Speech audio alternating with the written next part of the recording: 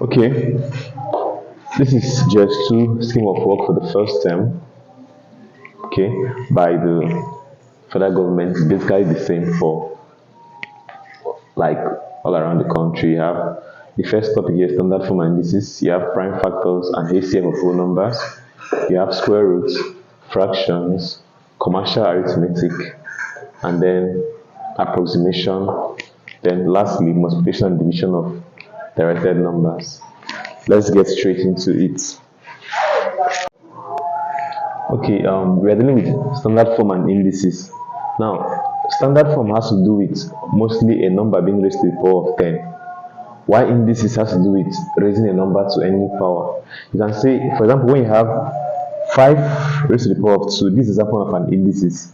This is called the base, while this is called the index, or the power that you raise to. Now, we have a couple of questions here. Having know what standard form and indices are, we have a question here. Express each of the following numbers in standard form. I said that standard form numbers has to be always raised to the power 10. Now, to simplify this, you look at where a number first appears. A number first appears here. Then you now put, now for you to write this in standard form, you can see decimal point is here. You have to move decimal point to after the first number. Now let's see how many times you're going to move decimal point. You begin here, you said 1, 2, 3, 4, 5, 6. You can see that the decimal point moves 6 times before you go to the first number. So you can say 4.25 times 10 raised to the power of minus 6. You can see that this is 4, then you put the point here, this 25 times 10 to the power. Why do we have minus 6 here? We have minus 6 because our point here moved 6 times. 1, 2, 3, 4, 5, 6. So that's how to express a decimal number in standard form. The same thing applies here. See the first number here. The first number here is 8. We have to move the decimal point to be after this first number. Let's see how many times to move. 1, 2, 3, 4, 5. So this is 8.4 times 10 to the power of what? Minus 5. Times 10 to the power of minus 5. Because you can see that this point is moving back to this side. But you can see we have 5450 here. There are no decimal points. When there's no decimal point, just assume that the decimal point is at this last place. And our aim is always to move it to the after the first number. See the first number here.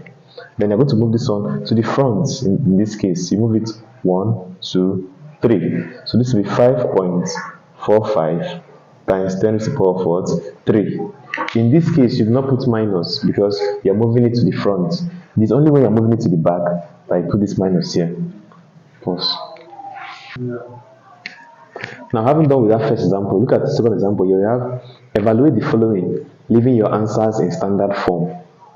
Now, one rule you have to know in standard form is that if you are multiplying two numbers, their powers will be added.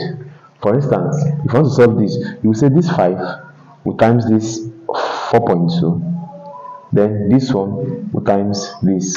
Now, what you say is now say 5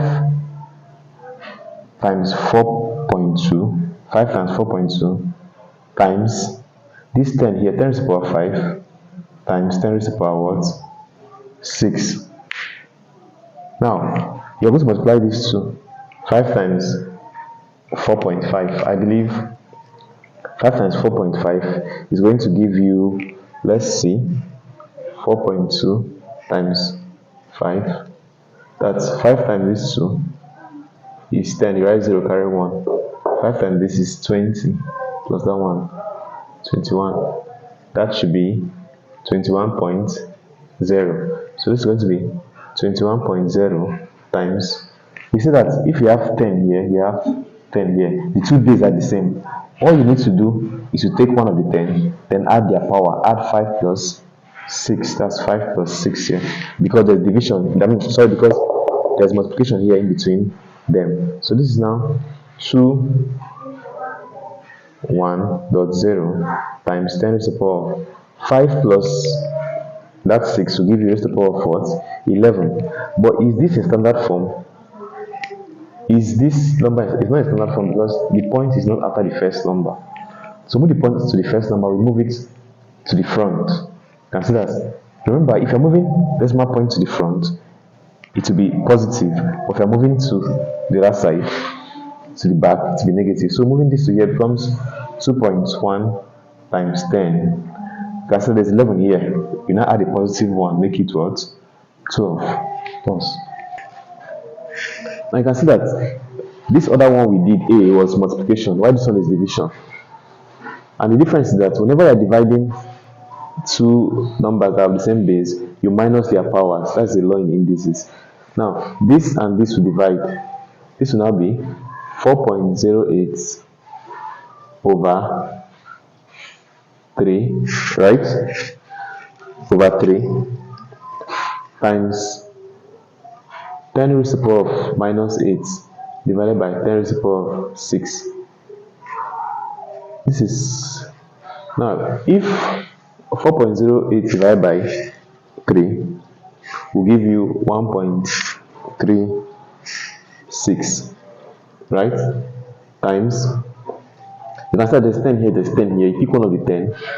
But since what is in between them is division, these two will minus each other. This minus 8 and this will minus, so that can be minus 8 minus 6. 1.36 times 10 raised to the power. Minus 8 minus 6 is equals to what? I think that should give us minus 14. That's the answer of this in standard form.